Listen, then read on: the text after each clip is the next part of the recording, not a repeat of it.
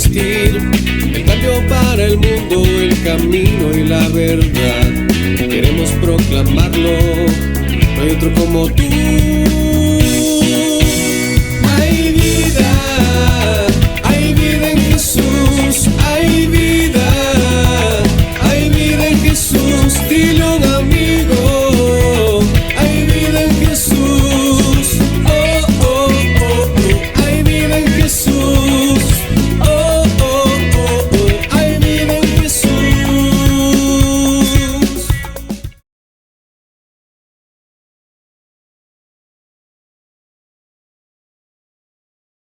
Hola, muy buenas tardes mis amados hermanos, nuevamente aquí en este programa A la Luz de la Palabra. Aquí estamos nuevamente con mi pastor Arturo, mi pastor Francisco y mi persona. Aquí estamos nuevamente para hablar sobre la palabra de Dios, hablar sobre lo que realmente dice la palabra del Señor y no lo que dicen las personas. Así que bienvenidos todos a este tiempo de comprensión de la palabra de nuestro Dios. Bienvenidos mis pastores, palabras. Muy buenas tardes, queridos amigos en todo el mundo. ¡Viernes! Qué lindo, amigos. Nos preparamos para un fin de semana espectacular. Por la pura honra y gloria y misericordia de Dios, saque Biblia, papel y lápiz, una actitud enseñable. Y vamos a tratar de un tema que lo practican millones en el mundo. Millones en el mundo. Pero vamos a ver sus raíces y a la luz de la palabra, qué es lo correcto. ¿Y cuál es la mentira que nos han enseñado religiosamente, engañándonos por tantos siglos? Así que, bienvenidos todos. Preparémonos para aprender. Mis amados hermanos, Dios les bendiga. Gracias por estar con nosotros. Y quiero pedirles disculpas por el día lunes que no salió el programa Doctrina Bíblica Cristiana. Bueno, estábamos en Guayaquil con nuestro pastor Arturo, estábamos negociando el local y de lo contentos que estábamos, felices, no se nos pasó por alto. Créannos que cuando ya vimos, ya se nos pasó la hora y todo. Entonces no hubo el programa en vivo, pero Dios mediante sí lo vamos a hacer, ¿no es cierto, pastor? Así que disculpas, hermanos, porque no pudimos hacer el programa. Vamos a continuar con el asunto de los dones espirituales, que está muy interesante. Bueno, ¿qué les parece si empezamos orando para que sea Dios el que nos instruya, el que nos guíe y que también toque sus corazones a cada uno de los que nos están viendo? Vamos a orar. Padre Santo, te damos gracias infinitas, mi Dios, por tu grande amor, por tu misericordia, por permitirnos este tiempo, Señor, donde vamos a conocer tu palabra, lo que realmente quieres para nosotros y no lo que el hombre ha creado, no lo que el hombre ha institucionalizado, sino, Señor, tu palabra y tu doctrina correcta, Señor, que es la tuya. Gracias, Dios, por cada una de las personas que están viendo y te pido que las bendigas grandemente, que prepare su corazón para que quizás escuchen cosas que no les guste, pero son cosas que solamente salen de tu corazón, mi Dios. Gracias, mi Dios, por este tiempo. En el nombre de Cristo Jesús, amén y amén.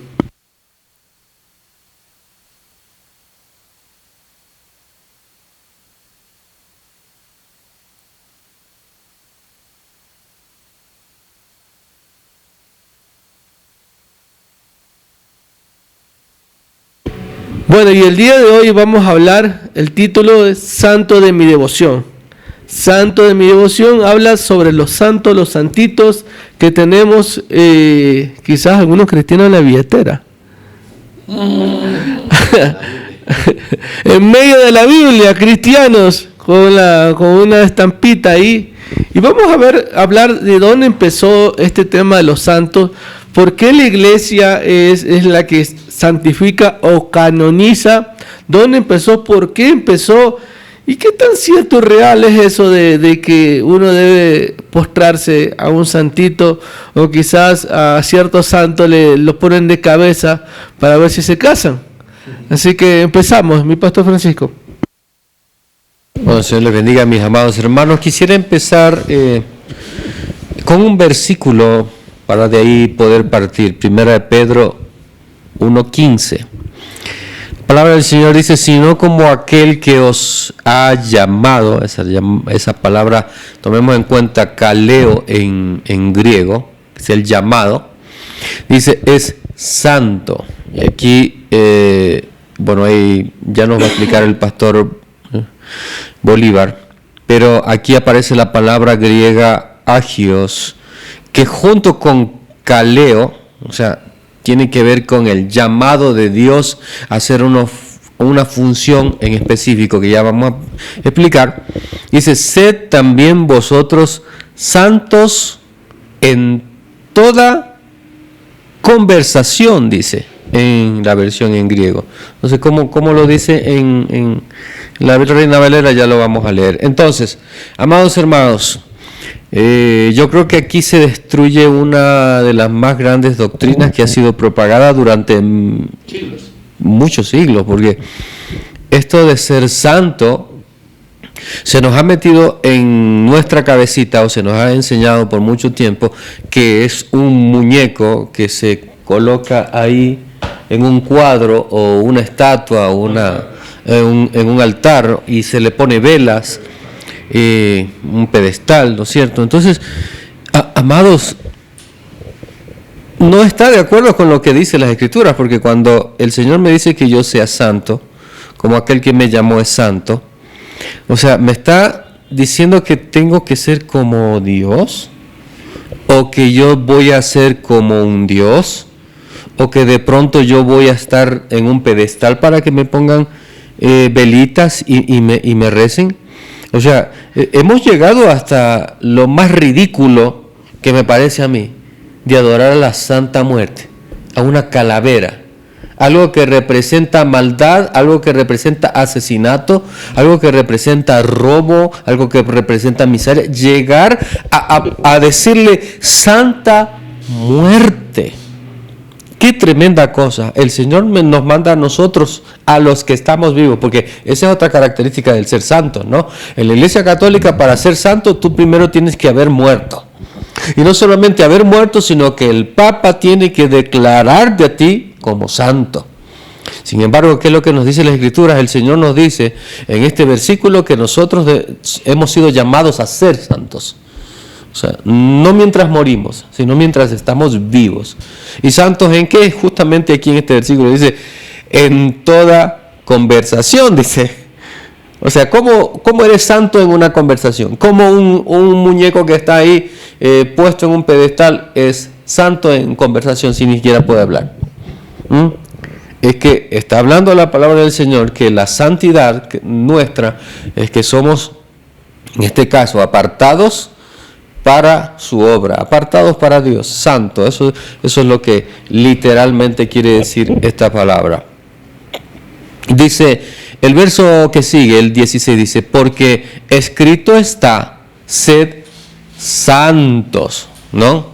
Otra vez la palabra agios ahí, porque yo, dice el Señor, soy santo. Es la misma palabra agia, apartado o escogido para Dios. Mi pastor Bolívar. A ver, vamos a empezar desde el comienzo. En los primeros cristianos sufrieron, recuerda que sufrieron persecución, sufrieron muerte en los coliseos romanos y hubieron muchos mártires. Bueno, basándonos en esto, cuando surgió la Iglesia Católica, ellos decidieron empezar a hacer un reconocimiento a esas personas que murieron como mártires, que tuvieron una vida piadosa, que tuvieron una vida ejemplar, que fueron llamados como héroes, qué sé yo, ¿sí? Y empezaron a llamarles santos. Después hubo procesos, ¿no, pastor? Como decía, estamos viendo los requisitos, que había que tener 5 años de muerto y para poder proclamar los santos, que había que primeramente recabar información de la gente del sector, después verificar si hizo milagros, si hizo sanaciones, para ahí recién beatificarlo, ¿no? Que es el paso previo a ser santo. Una vez que sea beatificado, según la Iglesia romana, ellos dicen que es un proceso muy riguroso porque no cualquiera puede ser santo, pero vemos el calendario lleno de santos. Y faltan, porque en un día puede ser el día de muchos santos, ¿no? Incluso hay el día de todos los santos. Y entonces, después de esos requisitos, ¿sí? Después de esos requisitos, poder recién santificarlo, elevarlo a los altares. En ese momento, a pesar que ya el mismo hecho de ser beato, ya podías hacer una imagen, ¿no? Aquí tenemos una beata aquí por años. Narcisa de Jesús fue por años beata y tenían supuestamente el cuerpo de ella ahí sin corrupción, y la gente iba a verla y la gente iba a tocarla, la gente decía que había milagros, la gente veía que... Y veíamos también al famoso Gregorio, ¿no? Historias, el hermano Gregorio, ¿no? El doctor Gregorio. Claro, hay serie ahorita en Coavisa hay una serie que están dando todos los días. Veíamos historias que nos contaban nuestros abuelos, de que alguien sentía que lo estaban operando, porque iban a lugares específicos. Vamos para que lo opere el hermano Gregorio, y decía, no, yo sentí algo caliente y ya me sacó el hígado, me sacó la vesícula y ya estoy curado. Historias increíbles lo que hacían era propagar aún más la idolatría. Pero vaya, pregunte si están comprobadas algunas de esas historias. Pero no olvidemos, pastor, que el diablo puede hacer esas señales casi igual a las de Dios, señales que como maravillosas, y decían, wow, dicen que es increíble, y lo sana. La gran pregunta, ¿y lo salva? ¿Y lo salva? Entonces vemos que la Iglesia Católica hizo esto una institución, y después vemos también que al comienzo era un motivo supuestamente digno, ¿no? Darle honra a esos mártires, pero después la Iglesia Católica vio esto como un negocio. Bueno, voy a santificar, vamos a la familia Pihuave, qué sé yo, allá en las Europas, porque recordemos que todo esto empezó en las Europas. Vamos de una familia rica, el Papa dice, mira, tu tío murió, ¿qué te parece si lo elevamos a ser santo? Uy, no, imagínate toda la honra que va a llevar a tu familia esto, todo el prestigio, a tu apellido. Entonces sí, bueno, eso te va a costar tanto dinero, tanto oro, y listo. Entonces, hacían así, vieron un negocio bueno, pusieron uno, otro santo, y después por motivos políticos también, pastor. Por motivos políticos, para que, digamos, los reyes tengan, entre sus familiares, tengan santos también. Entonces se congraciaba el Vaticano con los reyes, con tal rey, un príncipe, para que dentro de su familia hayan santos, y vean que a pesar de la depravación con la que vivían tanto el Vaticano como esos reyes, habían santos en su familia. Entonces, esos fueron los motivos principales que, salvo al comienzo, que el origen de que se crearan santos era un origen supuestamente digno, noble, pero olvidamos algo. Éxodo 20 dice: y habló Dios todas estas palabras diciendo, yo soy Jehová tu Dios, que te saqué de la tierra de Egipto, de casa de servidumbre. 3. No tendrás dioses ajenos delante de mí. Aquí nos paramos. Como decía mi pastor, sin darnos cuenta, la Iglesia Católica convirtió pequeños dioses a nuestro alrededor. Pequeños dioses a nuestro alrededor, porque no solamente el santo fue elevado a los altares para darle honra, para darle dignidad, o para resaltar sus valores que han tenido en su vida, porque ni siquiera puede haber sido conocido estos santos, ni siquiera muchos, porque hay muchos santos de guerras. Muchos santos que ni siquiera conocieron a Dios, ni siquiera hablaron de Cristo, pero fueron elevados a santos porque hicieron obras heroicas. Nada más, solo por eso. Porque ni siquiera era que vivieran una vida piadosa ni nada. Y entonces, el gran problema fue que hicieron imágenes y empezaron a venerarlas, que es lo mismo que idolatrarlas, ¿sí? Dice acá, No te harás imagen ni ninguna semejanza de lo que esté arriba en el cielo, ni abajo en la tierra, ni en las aguas debajo de la tierra. No te inclinarás a ellas ni las honrarás, porque yo soy Jehová, tu Dios, fuerte y celoso, que visito la maldad de los padres sobre los hijos hasta la tercera y cuarta generación de los que me aborrecen. Y hago misericordia a millares a los que me aman y guardan mis mandamientos.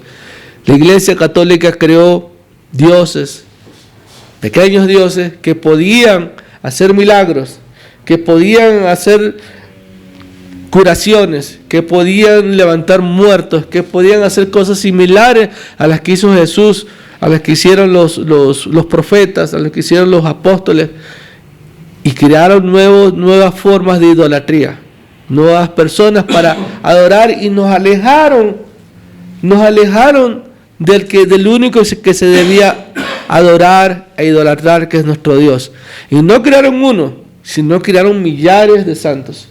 Millares de santos, y cada día nace uno nuevo. Ahora hace poco en estos días iban a santificar, a beatificar, creo, ¿no? Santificar, canonizar, es lo mismo, sí.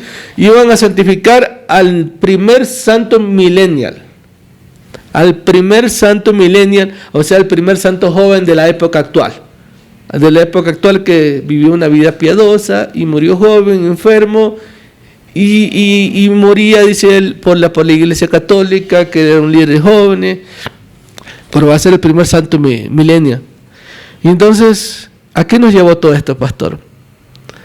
Adorar lo que no se debía de adorar, a venerar lo que no se debía venerar, y convirtieron a las iglesias católicas en altares continuos. Uno va a una iglesia católica, usted que ha estado en las Europas, cuando usted ha ido mayormente en el Vaticano, no, en Italia, en España, en Francia también, vemos iglesias llenas de santos. Hay tantos santos que uno es imposible recordar a cada santo. ¿Cuál es el que se le pone de cabeza, pastor? San Antonio. Ese santo sí fue venerado, y es venerado por muchas mujeres, ¿sí? Y se creó una industria. Bueno, aquí está la plata. Se creó una industria paralela, bueno, para adorar santos, no solamente para que los adore, sino para que también le haga su ofrendita al santo, compre sus estampitas al santo, y todo el mundo. Yo de chiquito recuerdo a mi abuelita, que era católica apostólica romana. La amo mucho a mi abuelita, pero yo recuerdo eso, ¿no? Que ella tenía su pequeño altar en su cuarto, y tenía muchos santos. Recuerdo en medio el crucifijo con Jesucristo crucificado ahí, tenía la Virgen María, tenía el Sagrado Corazón de Jesús, tenía otros santos que no recuerdo, pero eso, la mayoría de nosotros que somos ya mayores de 50 años, bueno, este es pollito todavía, ¿no? Hemos visto en nuestros abuelos ese tipo de altares en las casas. Es algo que nos trajo la tradición y la costumbre española, que nos trajo eso de la idolatría, porque en España nos trajeron eso, nos heredaron eso, la idolatría católica. Y vemos que mucha gente empezó a tener en sus... Ya no solo ven al santo tenerlo ahí, sino también tenerlo en la billetera, en los llaveros, en todos lados, ponerse una imagen del santo, en todos lados. O sea, el santo tenía que guiar su vida, porque hay madres que antes dedicaban a sus hijos a tal santo. Bueno, tú eres dedicado a Santo Tomás, tú eres dedicado a San Juan, o de pronto le ponían el nombre, lo clásico, pastor, ¿qué era? Que cuando nacían, ¿qué nombre le ponían? Veían el almanaque, San Tarquicio. Mira, te vas a llamar Tarquicio, en honor al día del santo San Tarquicio. Y le ponían nombres locos, pero era la costumbre, ¿no? Yo soy manabita, y en Manabí se ponen los nombres dependiendo del almanaque o la circunstancia en la que nace. Yo doy gracias a Dios que mi papá no fue tan loco, porque cuando salían de la clínica, San Francisco se llama la clínica donde yo nací, mi mamá le pregunta: ¿y qué nombre le ponemos al niño?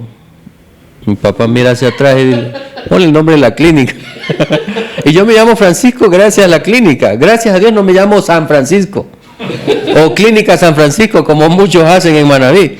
Y de ahí vio en el Bristol, en el calendario, Antonio, y soy Francisco Antonio. Por la clínica y por el calendario Bristol que había antes que se leía. Y ese calendario obviamente tenía los nombres de los santos, porque cada día era dedicado a un santo diferente, ¿no? Era San Antonio. Era San Antonio. Entonces, imagínense cómo caló eso en nuestra cultura, de poner no solamente adoración, sino ponerle los nombres. ¿Por qué le pusieron su nombre a usted? Mi papá era cónsul de Ecuador en Italia.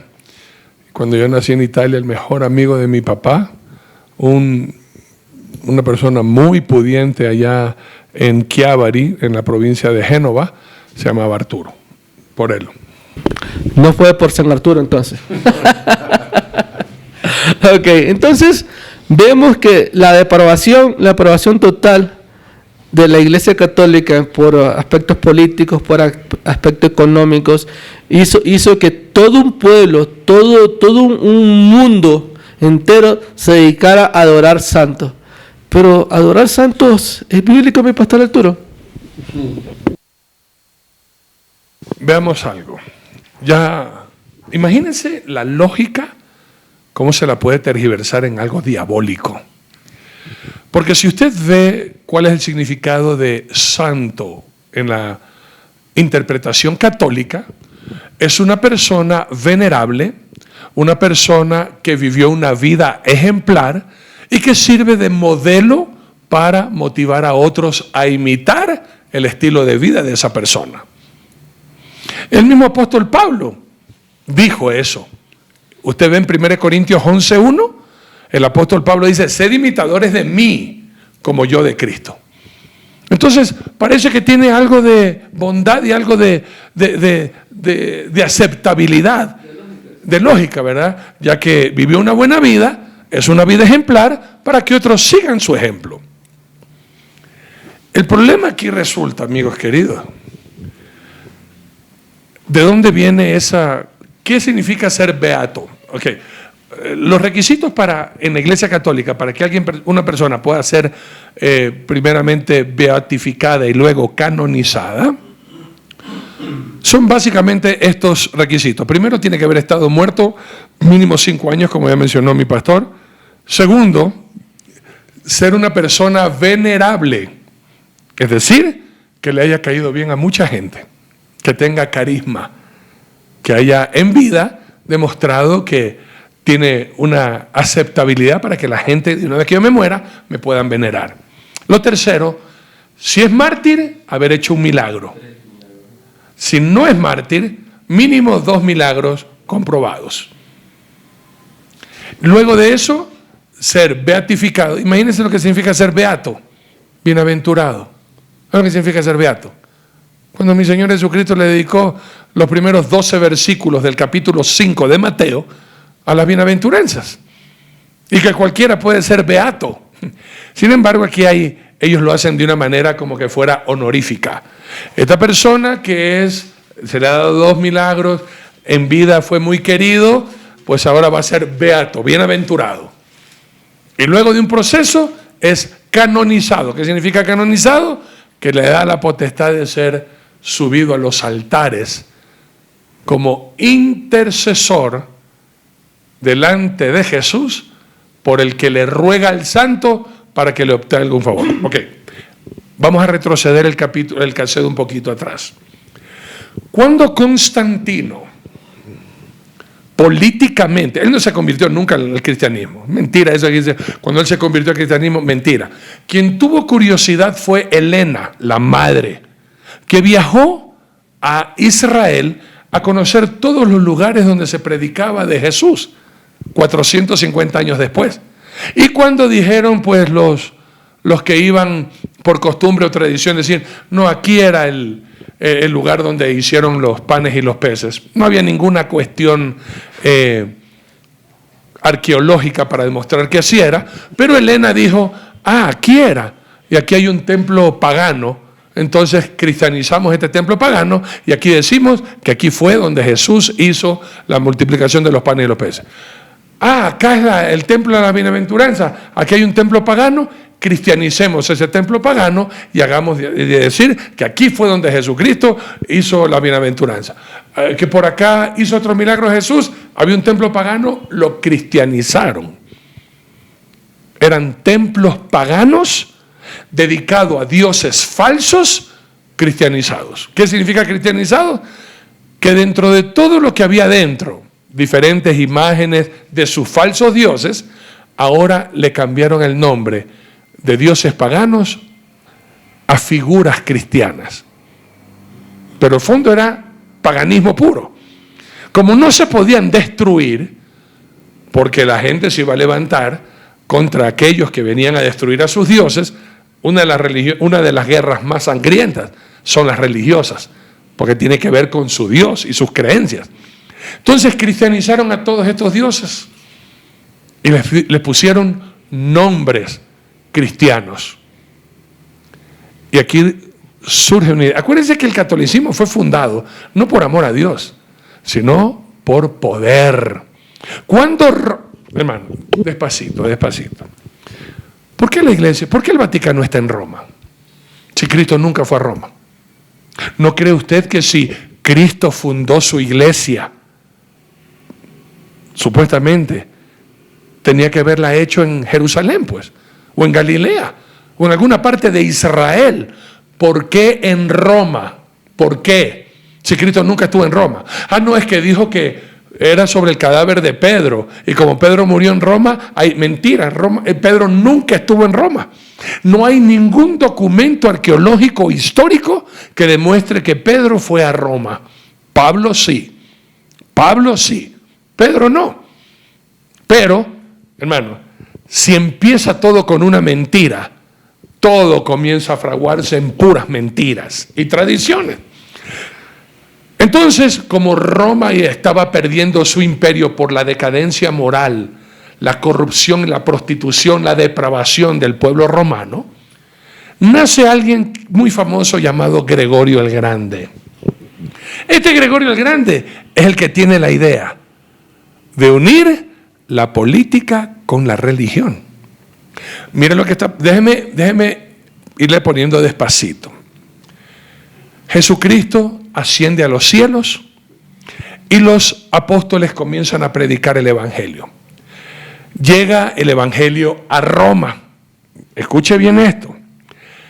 Como la iglesia estaba creciendo, se nombran obispos. ¿Cuál es la función del obispo? Asegurarse de que en las iglesias se siga predicando la sana doctrina, y era un servidor para las iglesias, ver que se predique. Alguna pregunta que tenían se la hacían al obispo encargado de cada región. Con el pasar de los tiempos, aunque todos los obispos eran sirvientes de Dios, hubo uno en particular que comenzó a tener mayor poder. Era el obispo que estaba en la iglesia de Roma. ¿Y por qué tenía poder? Porque estaba cerca del rey. Y Constantino, al obispo de Roma, le comenzó a dar más favores porque estaba cerca del emperador, pues. Así es como el obispado, siendo todos por igual, el obispado en Roma comienza a tener ciertos privilegios y todos los demás iban al obispo de Roma para pedirle favores, porque como tenía acceso al emperador, obtenía favores para las iglesias en las diferentes comarcas.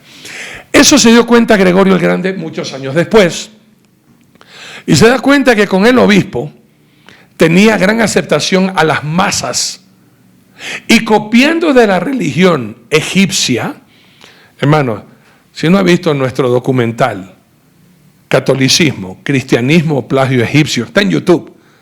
De hecho, hay 3 documentales que hicimos nosotros en Roma, se los dedicamos para que usted vea la verdad.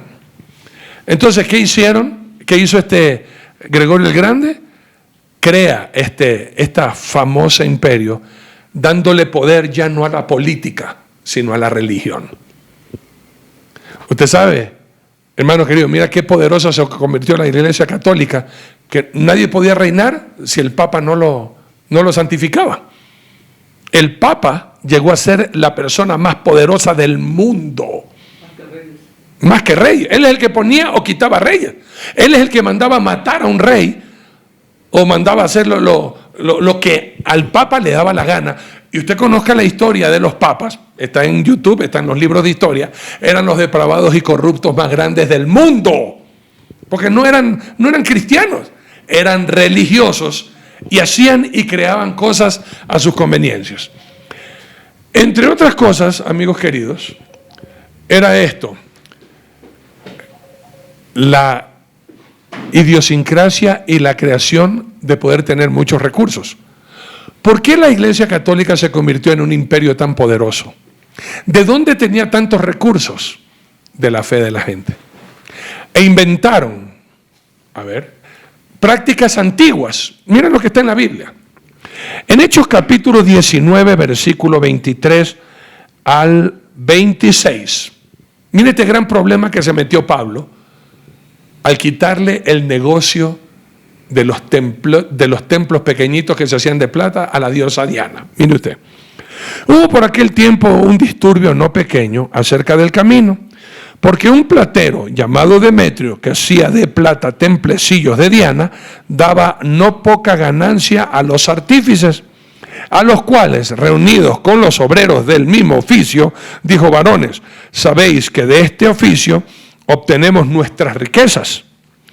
Pero veis y oís que este Pablo, no solamente en Efeso, sino aquí en Asia, ha apartado a muchas gentes con persuasión, diciendo que no son dioses los que se hacen con las manos. Dese cuenta de esto, hermano. Escuche bien. ¿Qué es lo que ve Gregorio el Grande leyendo estos episodios de la Biblia? Demetrio, él no hacía templos, él los vendía. Y de lo vendido le daba y le repartía a los artífices, es decir, a los que manufacturaban o a los que hacían estos templecillos. ¿Qué hace Gregorio el Grande conjuntamente con el obispo y ahora sí todos los religiosos? Se les crea esta idea: nosotros no vamos a poder crear estatuas, pero vamos a utilizar artífices para que nos hagan diferentes estatuas de las diferentes deidades o santos que tanta gente venera, y de esa manera vamos a vender las estatuas y vamos a tener muchísimo dinero. Si usted se va ahora mismo al Vaticano, usted va a ver que toda la calle del Vaticano está infestada de puras estatuas, de puros recuerdos, que la foto del Papa Pío, que el rosario santificado por el Papa, ya tiene hasta la certificación de que el Papa, que es, hermano, pura fotocopia de una que de pronto él hizo un batular y ya está. Este es el rosario santificado por el Papa.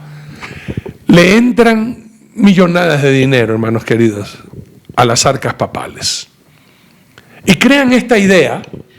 Acuérdense que lo que dice, lo que el apóstol Pablo enseñaba: no son dioses los que se hacen con las manos. Un pecador no puede crear un dios. Crea una estatua que el inocente o el tonto idólatra, el torpe y tonto idólatra, lo va a comprar y se lo va a llevar a su casa como un Dios que le va a dar bendición. Y digo tonto y torpe porque ustedes lo han leído en la Biblia, ¿verdad? Que es una tontería, que se entontecieron, que se embrutecieron idolatrando imágenes. Entonces, amigos queridos, la Iglesia Católica lo que hace es fomentar, que aunque suena bonito, es una persona que tiene un buen ejemplo de vida, pero ¿qué poder tiene él, un muerto, peor una estatua elevada a un altar, que poniéndole una vela y dándole una promesa económica, me va a otorgar a mí un favor? Si la palabra de Dios dice bien claro en 1 Timoteo capítulo 2, versículo 5, hermanos queridos, porque hay un solo Dios y un solo mediador entre Dios y los hombres, Jesucristo hombre. Ningún hombre tiene potestad, hermanos queridos, y peor de muerto, para hacerte milagros o para hacerte favores. Y usted me va a decir: pero pastor, yo vi como esa estatua me pestañó, lloró. Bueno, acuérdate lo que dice el Señor. Como tú no quieres saber la verdad, El Señor mismo se encarga de enviarte un espíritu engañoso para que creas la mentira. Así dice la palabra de Dios en 2 Tesalonicenses capítulo 2. De una vez te explico esta pregunta: ¿por qué las estatuas hacen milagros? Acuérdate que el Señor Jesucristo en Mateo 24 nos advirtió que en estos tiempos iban a salir falsos maestros, falsos cristos, es decir, ungidos, que van a engañar a muchos con señales, prodigios y milagros. Léalo, Mateo 24. Sí, y mira lo que dice 2 Tesalonicenses capítulo 2, 11 y 12. Por esto Dios les envía un poder engañoso, para que crean la mentira, a fin de que sean condenados todos los que no creyeron a la verdad, sino que se complacieron con la injusticia. Usted va a ver que cada Semana Santa miles, decenas y hasta cientos de miles y millones en el mundo tras una estatua. Unos de rodillas, otros caminando con un solazo, pensando que esa estatua le va a traer a uno bendición o que a Dios le va a agradar la penitencia que yo estoy haciendo. Hermano, eso es idolatría y Dios aborrece. Santos somos nosotros los seres humanos, que nos hemos apartado de la amistad con el mundo para consagrarnos y obedecer al Señor Jesucristo y ser amigos de Dios. Si usted lee en Mateo capítulo 15, versículo 14, Jesús les dice: vosotros sois mis amigos si hacéis lo que yo os mando. Y si usted lee Santiago 4:4, usted va a ver que Dios les llama almas adúlteras a los que quieren ser amigos del mundo. Y por eso santo significa que nos apartó de la amistad con el mundo, de la vivencia con el mundo, de las corrientes de este mundo, para vivir totalmente obedeciendo al Señor nuestro Dios, y de esa manera somos santos, como leyó el pastor Francisco en 1 Pedro capítulo 1, versículos 16 y 17. Ser santos como Él es santo, apartado de todo pecado, apartado de toda mundanalidad, apartado de toda carnalidad. ¿Los santos tienen poder para perdonar pecados? No. ¿Los santos tienen poder para poder interceder delante de Dios a favor mío? No. Estoy hablando de santos católicos. ¿Y los santos católicos pueden hacer milagros? Sí, para todos los que no creen la verdad y quieren seguir viviendo en la mentira. Pastor, y como dato curioso, ¿sabe a quién elevaron como santo? A Constantino. San Constantino. ¿Sabe a quién elevaron como santo también? Al Papa Pío V. ¿Sabe quién fue el Papa Pío V? El que empezó la Santa Inquisición, que causó la muerte de 90 millones de personas. Es santo. San Pío V. ¿Sabe quién elevaron como santo? Juana, a la Santa Juana de Arco. Juana de Arco, ¿quién fue? Una joven guerrera, nada más un soldado joven, que no tuvo ninguna otra cosa más que ser mártir, nada más, porque ella no era ni católica, siquiera era nada. O sea, a lo que voy es, ¿a quién elevaron como santos? ¿Por qué razón lo elevaron como santos?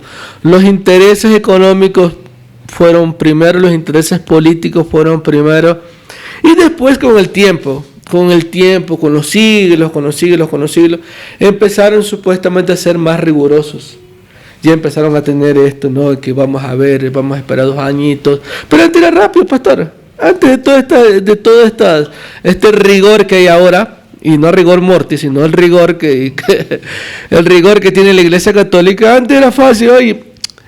Oiga, monseñor, mira que tema así, y la familia, ya pues, santificarlo. Pastor. El único santo que faltaba es beatificar al Papa Nicolau. Una cosa importante, amados queridos, para que ustedes vean que esto es político.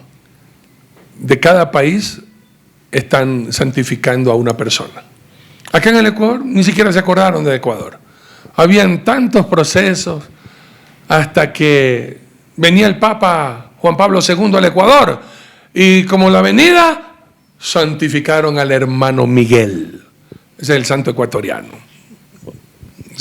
Antes era beato, tenía los dos pies chuecos, era de una familia muy adinerada, hermanos queridos, y ahí todas las más puras tradiciones, y lo llevaron al altar, y ahí vino el Papa, y fue una gran fiesta. Y tal, el Ecuador tiene un santo ecuatoriano en los altares de Roma, y por eso miles, mire, todos esos católicos y todos los que no quieren saber de Dios podrán tener sus imágenes o sus santos que no santifican nada en los altares de Roma, pero sus vidas condenadas en el infierno. Pastor, un santo más, San Francisco Franco.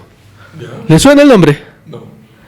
Fue el dictador que hizo la guerra civil en España, fue santificado. Después el Papa Juan Pablo II rechazó esa beatificación, esa canonización, y ahí se quedó. Pero antes del Papa fue santo, un hombre que fue causante también de millones de muertes. O sea, imagínense, católicos, imagínense de dónde salen los santos que ustedes veneran.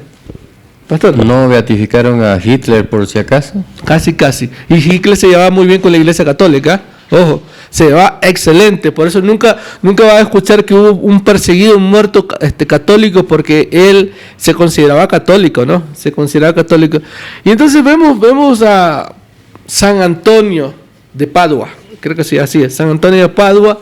Un hombre que se hizo famoso por ser casamentero, un hombre que hizo, por intercesión de él, o sea, en vida, se casaron 2 jóvenes y después se hizo famoso. Cuando él murió lo nombran el santo de las solteronas. Y después las mujeres dijeron, no, pues, a uno le dijo, ¿sabes que yo le puse boca abajo la estatuita y me casé? ¿En serio? Sí, me casé.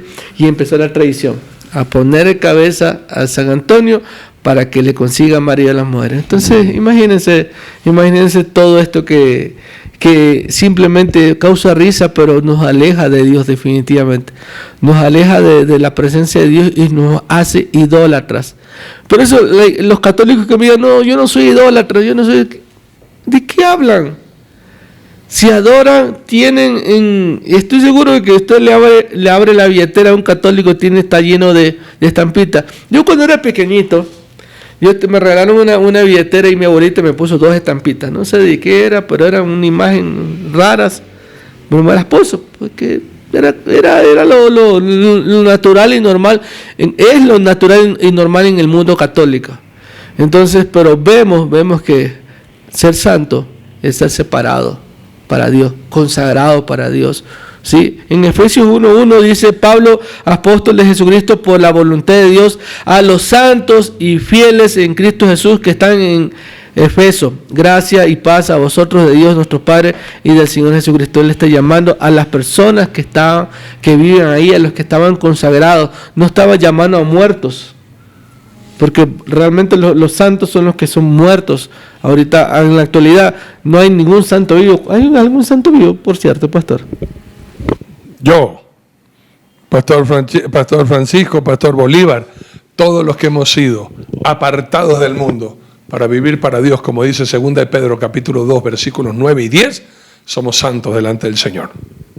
Y Hebreos 12:14 que dice, seguir la paz con todos y la santidad sin la cual nadie verá al Señor. Entonces vemos la realidad de lo que es ser santo, la realidad de lo que es realmente ser santo. No son santos aquellos que están arriba en un altar, no son santos los que el hombre ha edificado estatuas, que el Señor dice, pero me hizo un milagro, me hizo un milagrito, como dijo mi pastor Mateo 24:24, ¿no? Irán prodigios y señales, sanarán enfermos. No, pero como le decía al comienzo, el hermano Miguelito, Miguel, ¿cómo se llama el doctor? Gregorio me curó, él me operó. Y abuelitos, ya no se escucha tanto, pero cuando uno era pequeño, uno escuchaba muchas cosas, pastor. Usted tiene que haber escuchado miles de historias al respecto cuando uno era joven. Ahora ya no se escucha tanto porque aún la gente ahora, los jóvenes ahora ni siquiera quieren saber de la Iglesia Católica. Solamente quieren vivir su vida. O sea, solamente quieren vivir libre en la vida loca, como lo dijo alguna vez este cantante Ricky Martin. El profeta Ricky Martin vive la vida loca, que se casó, que iba a ser el hombre más feliz del mundo con su esposo, y se separó. Que quería tener una familia y tuvo que tener vientres de alquiler para tener a sus 2 hijos. Y vive solo. O sea, esa es la felicidad que da el mundo. Esa es la felicidad que el mundo está ofreciendo ahora a todos los jóvenes.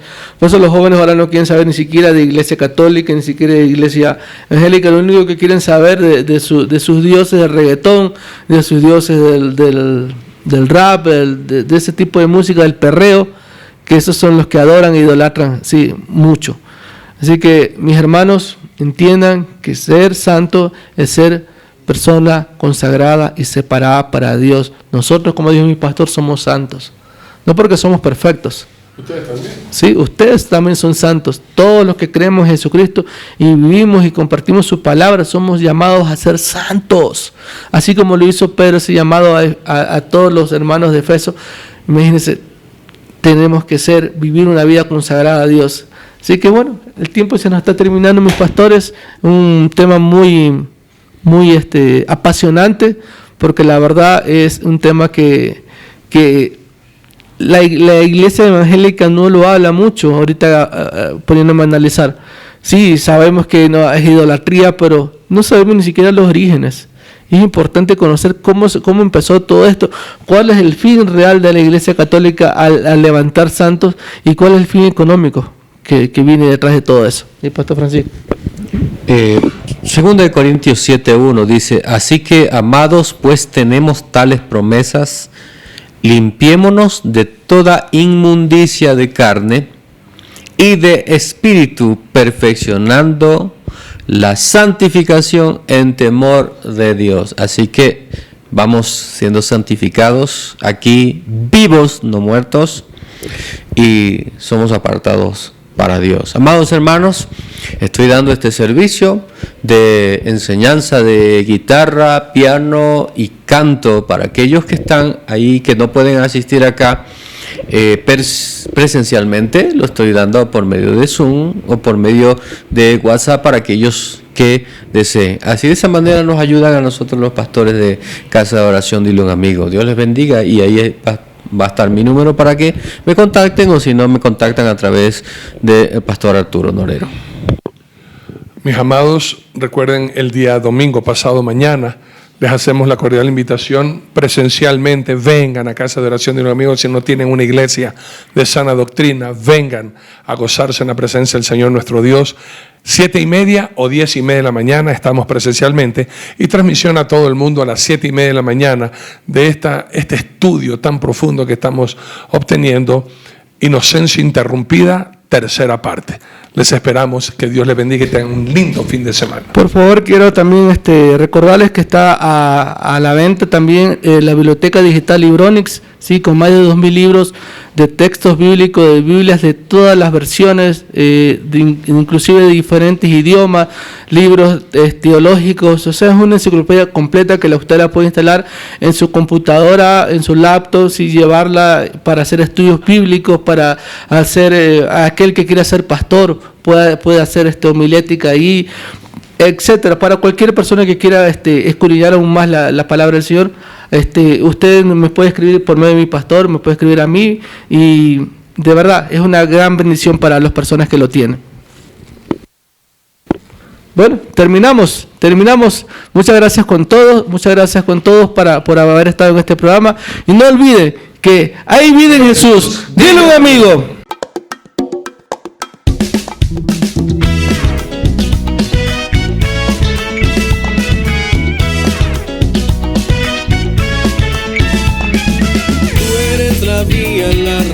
De mi existir, el cambio para el mundo, el camino y la verdad. Queremos proclamarlo, no hay otro como tú. Hay vida